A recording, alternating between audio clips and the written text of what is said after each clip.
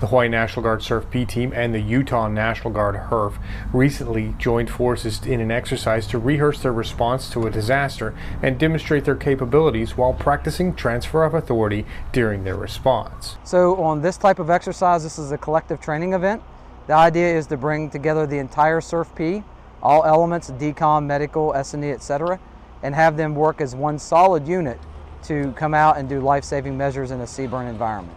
During the exercise, role players were brought in to add realism and to test the limits of the medical processing portion of the response. We're going to see if we can get our throughput, which is how many non-ambulatory, which is the litter patients, and ambulatory, which is walking wounded, into the decon line with our goals that we set, as well as on the medical side, trying to see if we can work on the triage piece, appropriately doing things to provide as best we can information to push people through the line, as well as try and practice our own self-protection. So the most important thing on this footprint is making sure we take care of each other and making sure that we're able to sustain the operation, and the only way we can do that is by having these exercises. So it's important we do this every year.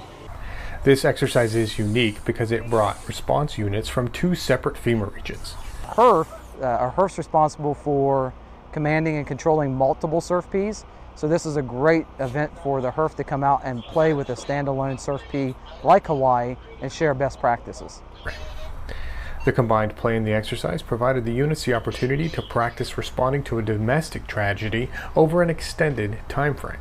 So today's goal is a very unique one, where we're getting our FEMA partners from Region 8 supporting us in Region 9, as well as working on this handoff, because in a typical domestic operations situation, you only have like a 12-hour period to operate. You can't go all day, but unfortunately in a disaster, that could be an all-day effort, and we're learning how to appropriately hand off, keep the operation tempo going, and ensure that we're supporting as much as we can to the civilian authorities when they need us. This exercise went beyond the initial phase of disaster management to the eventual passing of responsibility to a larger force in order to transition to stability operations. We never get to practice and train on because we have the ability to do a relief in place with another unit. We're always coming in as if we're the first unit on the ground, and it's pretty easy because we know we're the first ones there. We don't have to do any coordination with another unit.